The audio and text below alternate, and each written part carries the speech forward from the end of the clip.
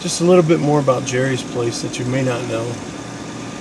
Jerry's Place is something that I've wanted to do ever since I first moved down here to Fayetteville, North Carolina. It's something that wanted. I wanted to move down south for most of my adult life, if not even my childhood. I didn't think part of my childhood I knew I was going to move down south. I don't know why or anything like that. I just knew it was a calling or something along those lines, or at least something that I really wanted to do really bad. Well, I couldn't come up with, I couldn't figure out a way to do it until I broke my knee and found out that obesity, steel in my knee, and cold weather in Toledo, Ohio really don't blend very good. And within 2 years, I was able to get rid of my cane. And that was awesome. It really was. I stand out enough being obese. And the cane doesn't help much at all. But anyway, on my way down here, I had saved, I think it was over $1,000, a little bit over. I don't know, maybe 100 or 200 over. But I knew that was enough to get started. And on the way down, I had a few problems and spent too much money. One of which was a problem with my transmission.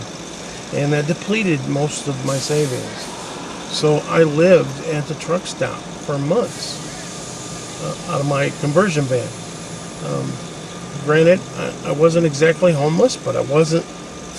I didn't really have a home other than a conversion van, and it was a pretty decent one. I mean, it didn't look like much on the outside, but on the inside, I really liked it a lot. Anyway, long story short, I'm out there pretty much homeless,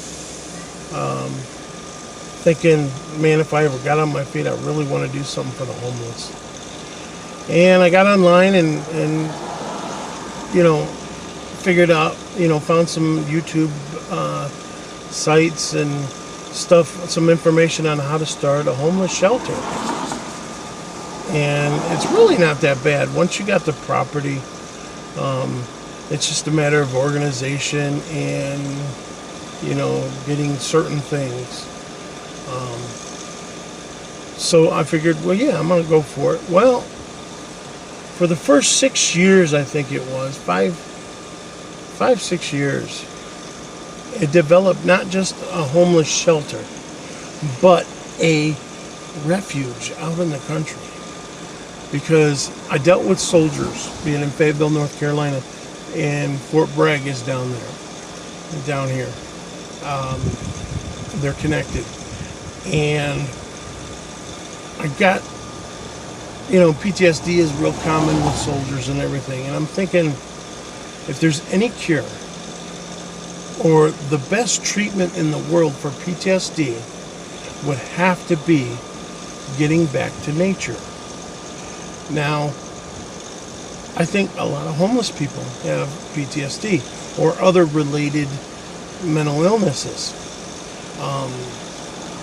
So I started thinking, man, it just grew to getting a campground out in the country where the beginning residents can build the houses and they can stay as long as they follow the rules and they, help to support the community. And it would be a campground eventually, and with solar being more and more affordable, it's very feasible.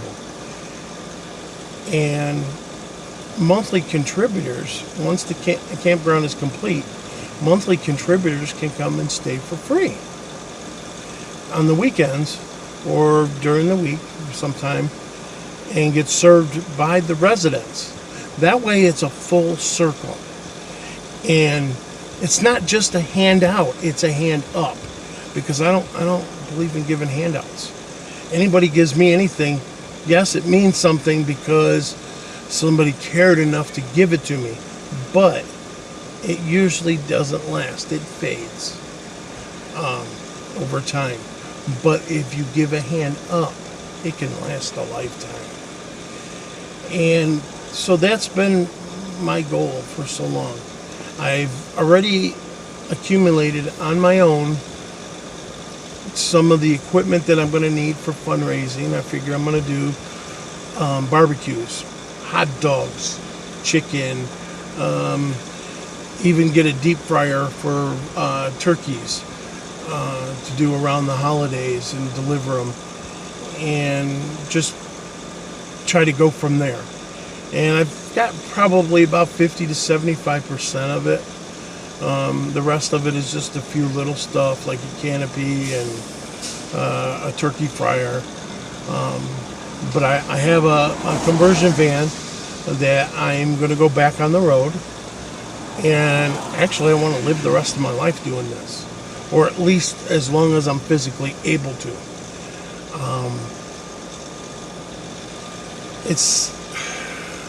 I've already done some fundraising. I've done a few barbecues. Didn't raise that much funds, but I was able to feed the homeless. And a few people have jumped on board, and we've had blanket drives. We've given out blankets. We've given out just things a little bit here and there to help out the poor and the homeless. And that's something that we all should be doing. Mainly the church, but the church doesn't do that. Hardly at all. They might feed a few hundred people, maybe on the weekend or something like that, which is good. Don't get me wrong. Or they might do it every once in a while, or around Christmas time they'll give out turkeys. I'm all for that, but I'm sorry, that's not enough. The church is very inadequate, I think, by their own part, their own excuses. They can do a whole lot more. When you look at the thousands of dollars that they spend just in light fixtures, forget about carpeting and big fancy cathedrals and everything else. It's a drop in the bucket what they do for the poor and the homeless. And that was one of the biggest commandments of Christ, is to take care of the least of these. I think this is a way to do it. And if anything, if I don't get the refuge, I can at least feed some homeless people. Maybe I can give out a few tents and give out some blankets and first aid kits and stuff, and sanitary kits and stuff for the homeless. But it's something that is a strong desire of mine. Please, if you like the idea and you think it's feasible, please hit subscribe and hit the notification button and give me a comment. Give me some suggestions on what we can do for fundraising, what things you've done, because you need recognition. I believe that the Bible teaches give honor where honor is due.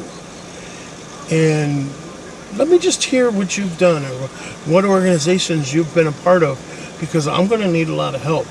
And I'm going to reach out to other organizations that have been doing it as well. And I'm going to need their help and knowing, getting their ideas and their feedback and everything else. So leave me a message, hit subscribe, and help me out. Thank you.